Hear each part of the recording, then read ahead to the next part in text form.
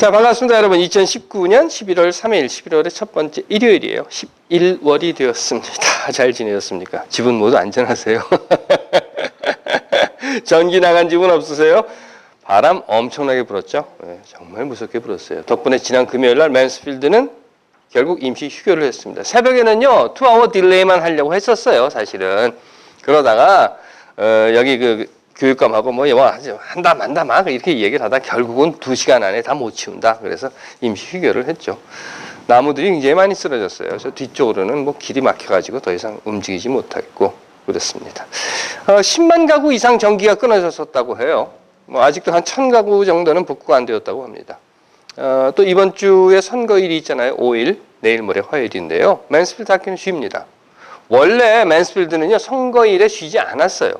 근데 금년에는 초등학교 3군데를 투표장으로 사용하게 되면서 결국 학교를 휴교하게 됐습니다. 이번에 아주 굉장히 중요한 안건이 하나 있어요. 그게 뭔가 하면요. 초등학교가 지금 3개 있잖아요. 이거 3개를 한꺼번에 묶어서 하나의 초등학교를 만드는 안건입니다.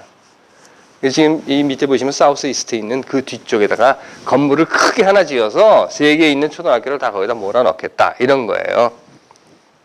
예산이 50 밀리언이랍니다. 근데 뭐 사람들 얘기는 통과가 될 거다 뭐 이런 얘기를 해요. 여하튼 그래서 맨스필드 휴교를 하고요. 그 덕에 그 다음 월요일이 베트란스 데이예요. 11일이. 그런데 베트란스 데이에는 학교를 해요. 됐습니다. 원래 공휴일이었는데 말이죠. 그리고 오늘 아침에는 제가 사는 곳에 서리가 하얗게 내렸더라고요. 이렇게 11월이 시작되었고 이번 달 28일은 땡스기빙 데이입니다.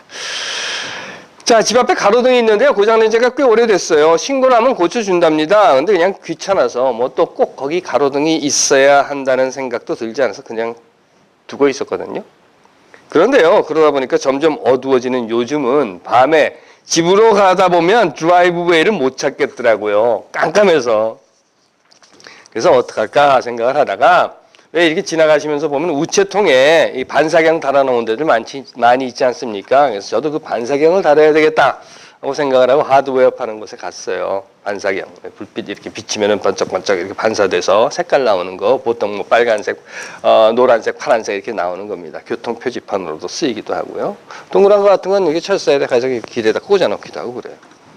그런데 이거 이름을 모르겠더라고요. 그래서 하드웨어 스토어에 가서 그 직원에게 막 설명을 했습니다. 야, 그거 있잖아. 야, 트래픽 시그널로도 사용하고 우체통 같은 데 이렇게 붙여놓기도 하고 밤에 잘 보이라고 말이야. 그러니까 불빛이 이렇게 비치면 리플렉팅 되는 거 그거 있잖아. 그랬더니 이 친구 한다는 소리가 아, 리프렉터 저기 가만히 있어. 그러는 거예요.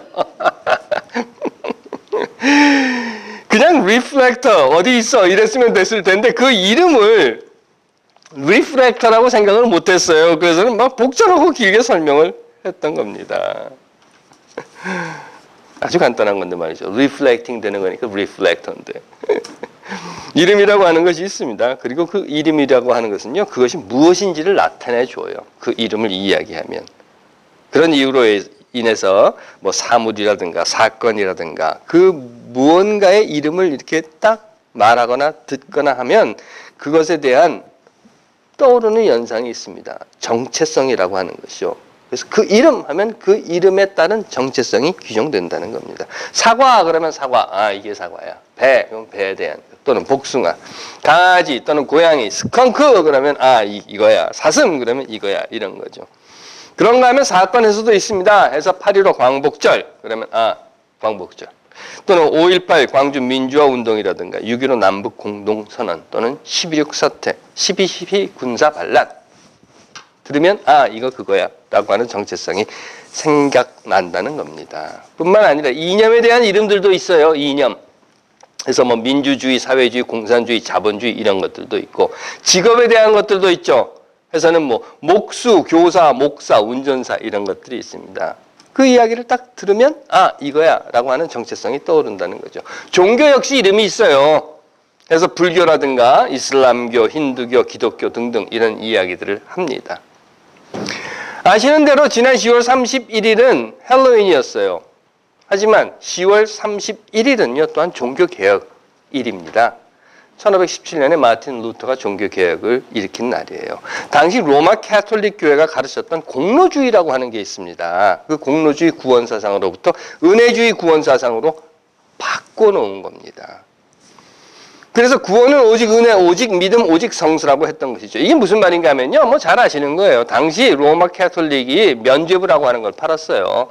그래서 면죄부를 사면 구원을 받는다 이런 거죠. 이게 공로주의라고 하는 건데요. 이 공로주의라고 하는 것에 의해서 내가 뭐를 해야만 구원을 받는다라고 하는 것이었고 더더욱 그 당시는요. 성서는 교회만이 소유하고 그리고 교회만이 읽고 해석할 수 있다고 했던 겁니다.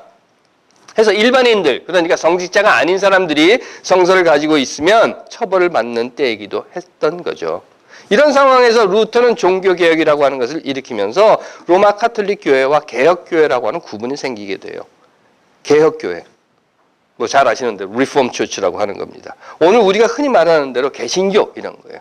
천주교, 개신교 하는 거. 그 결과 오늘 우리는요. 캐톨릭 그러면 천주교 그러면 이런 거야. 라고 하는 그 개념이 생각이 나고 그 정체성이 떠오르고 개신교, 개혁교회 그럼 그건 이런 거야 라고 하는 생각을 갖게 되었다는 겁니다. 마치 사과 하면 이런 것, 강아지 하면 이런 것이 떠오르는 것처럼 말이죠. 어느 날 부활이 없다라고 주장하는 사두개파 사람들이 예수에게 와서 말을 걸어요. 그러면서 이런 말을 합니다. 모세 율법에 따르면 형이 자녀 없이 아내를 두고 죽으면 그 동생이 자기 형수와 결혼을 해서 자식을 낳아서 형의 대를 이어야 한다라고 하는 율법이 있습니다. 그런데 여기 칠형제가 있었어요. 여기 8이구나. 7형제가 있었어요. 큰형이 결혼을 해서 자식 없이 죽었습니다. 그래서 둘째가 그 형수와 결혼을 했는데 또 자식 없이 죽었어요. 그러자 셋째가 그 형수와 결혼을 했는데 또 자식 없이 죽었습니다. 그러자 넷째가, 그러자 다섯째가, 여섯째가, 일곱째까지 다 그 형수와 큰형의 부인과 결혼을 해서 살았는데 자식 없이 모두 죽었습니다. 그리고 마침내 그 형수도 죽었습니다. 그 여인도 죽었습니다. 당신은, 사도계파 사람이 지금 예수한테 하는 얘기예요. 당신 성생은 사람이 부활한다고 하지 않았습니까? 그러면 이들이 부활하면 이 여인은 누구의 아내가 될 것입니까? 라는 거예요. 그러자 이에 대한 예수의 대답은 이런 것이었습니다. 너희가 성소도 모르고 하나님의 권능도 모르니 그런 잘못된 생각을 하는 것이다. 모르면 엉뚱한 소리를 하게 되죠. 여러분들 다 봐서 아시고 경험하신 겁니다. 하지만 더 큰 문제는요. 잘못 알고 있다는 거예요. 모르면 가르쳐주면 돼요. 이건 이렇게 하면 되는 거야 라고 말이죠. 그리고 그것을 따라 배우면 됩니다. 그런데 잘못 알고 있으면 잘못 한번 머리에 이렇게 박아두면 자기가 옳다고 무조건 주장하고 우기게 되는 겁니다. 정체성의 혼란이라고 하는 거죠. 사실 우리는요. 정체성의 혼란이라는 사회 속에 살고 있어요. 위력지 마라고 하는 말 여러분들 잘 아시죠? 사슴보고 말이라고 하는 것. 그리고 그 정체성의 혼란이 누군가에 의해서 그리고 그 누군가의 의도된 힘에 의해서 발생하게 된다는 겁니다. 박정희 당시에는요, 한국적 민주주의라는 것이 있었어요. 한국적 민주주의. 여하튼 박정희는 이 한국적 민주주의라는 말을 만들어 놓고 민주주의에 대한 정체성의 혼란을 이야기했던 겁니다. 박정희의 영구 집권을 위한 의도에 따라서 정권이 가지고 있는 권력으로 말이죠. 그러다 보니까 한국적 민주주의의 정체성을 혼란시키기 위해서 공산주의라고 하는 정체성 역시 혼란을 시켜놓았어요. 그 결과가 공산주의에 상반되는 개념인 자본주의는 쏙 빼버리고 자본주의라고 하는 자리에다가 민주주의라고 하는 것을 다 끼워 넣어 놓습니다. 그리고 오늘까지도 국민이 주인이 되는 민주주의라는 개념에 상대되는 개념으로 공산주의라는 것을 넣어두게 되는 겁니다. 아시죠? 민주주의라는 것은 정치 구조를 말하는 거예요. 그렇죠? 공산주의라고 하는 것은 경제 구조에 관한 단어입니다. 그러면서 이 두 단어를 가져다가 정체성을 묘하게 이렇게 꼬아서는 싸움을 붙여놓은 거예요. 그 결과가 뭡니까? 요즘도 말이죠. 수구적폐 집단들이 자기 말대로 안 되면 저들이 하자는 대로 하지 않으면 무조건 공산주의자요, 빨갱이요라고 손가락질을 한다는 겁니다. 그러면 자유대한민국 운운하면서 아직도 때려잡자 공산당 하는 소리를 하게 된 것은 바로 이러한 정체성이 묘하게 꼬여 있었기 때문, 정체성의 혼란 속에서 사회가 지금까지 이어져 왔기 때문이라는 겁니다. 여러분들 아시죠? 공산주의면 어때요? 교회는요, 초기 공동체가 공산주의였어요. 지금 의료보험이라든가 연금이라든가 하는 여러 종류의 사회보장성 정책들, 이런 정책들은 다 사회주의에서 나온 것이고, 이러한 사회주의의 기본적인 경제 구조라고 하는 것은요, 공산주의에서 기초해서 출발하는 겁니다. 그런데 이런 개념은 모두 빼버리고, 아니, 왜곡해버린 결과 정체성의 혼란을 이야기했고, 아직도 왜곡된 정체성의 혼란된 사회 속에서 우리가 살고 있다는 겁니다. 태극기는 뭡니까? 대한민국을 상징하는 국기예요. 그런데 그 태극기를 가지고 박근혜 석방 운운하면서 흔들어댄다고 하면, 그래서 수구 적폐 반국가적 그리고 반역사적인 집회를 태극기 집회라고 부른다고 하면 이 역시 정체성의 혼란을 이야기하는 겁니다. 다행인 것은 태극기를 대한민국의 상징으로 되찾아왔다는 거죠. 지난주에 저는 이런 말씀 드렸어요. 우리에게는 끊임없이 사방천지에서 들려오는 온갖 소리들로 가득 찬 세상을 가지고 있다. 그리고 그 세상 속에서 살아가는 우리들에게 있어서 중요한 것은 우리가 어느 방향으로 귀를 열고 어느 방향의 소리를 들어야 하는 것이다 라는 말씀을 드렸습니다. 그리고 이제 저는 여러분들께 이런 말씀을 드리고자 하는 거예요. 어느 방향으로 귀를 열고 어떤 소리를 들어야 하는가 하는 것은요, 결국 우리들의 정체성이 무엇인가에 달려있고, 우리 스스로가 우리 정체성을 지키기 위해서 어떤 삶을 살고 있는가 하는 것에 달려있다고 하는 것입니다. 국회라고 하면 국회라는 정체성을 가지고 있고 그 정체성을 지켜야 하는 거예요. 현대민주주의의 권력구조인 삼권 분립의 한 축으로서 법을 만들고 법을 지키는 것. 그게 국회입니다. 그게 국회의 정체성이에요. 그런데 국회가 자신의 정체성을 스스로 무너뜨리고 있다 보니까 국회가 아니라 국개니 국회니 하는 소리를 듣게 되는 것처럼, 검찰 역시 검찰로서의 정체성인 공정성과 평등성에 따른 정의로운 법 집행이라고 하는 것을 지켜야 함에도 자신들의 밥그릇을 지키기 위해서 급급하고 있다 보니까 결국 검찰이 떡검이니 무슨 썩검이니 새검이니 벤치검사니 스폰서 검사니, 요즘 들어서는 게다가 이런 소리도 하더라고요. 조폭도 못해서 그저 양아치 검사라고 하는 소리를 듣게 되는 겁니다. 자신들의 정체성을 자기 스스로가 지키지 못하기 때문에 그런 거죠. 언론은 어떻습니까? 언론 역시 마찬가지예요. 정론직필이라는 정체성을 스스로 무너뜨린 결과, 훼손한 결과 결국 기레기 소리를 듣게 되는 겁니다. 그렇다면 교회는 어떻습니까, 여러분?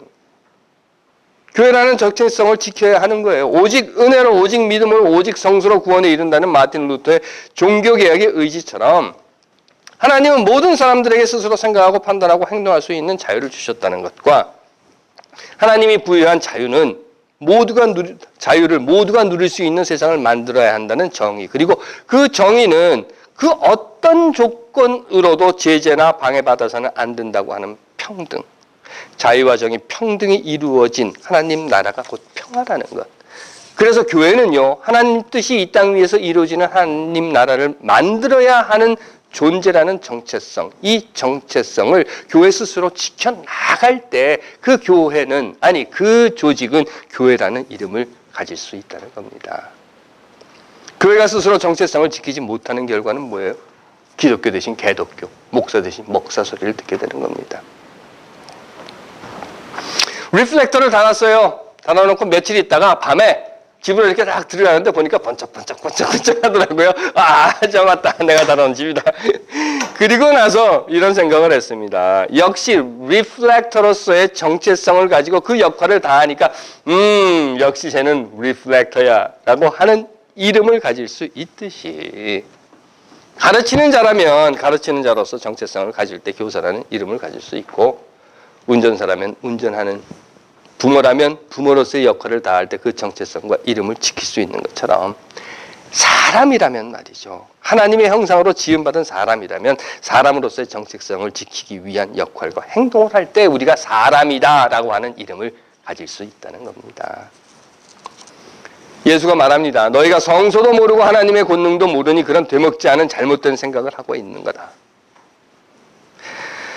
하나님께서 사랑하시는 여러분, 우리 모르면 배웁시다. 내가 하나님의 자유와 정의, 평등과 평화를 이루어가는 존재이며 내 정체성은 하나님의 인격으로 지음받은 존재다라고 하는 것에서부터 시작합시다. 그리할 때 저는 믿습니다. 우리 모두가 사람이라는 이름을 지킬 수 있다는 것을. 기도하겠습니다. 하나님, 우리가 누구인지 그리고 우리가 어떤 이름으로 불리워야 하는지 우리가 하나님께서 우리에게 주신 이름을 지켜가는 자들이 되게 하옵소서. 아멘.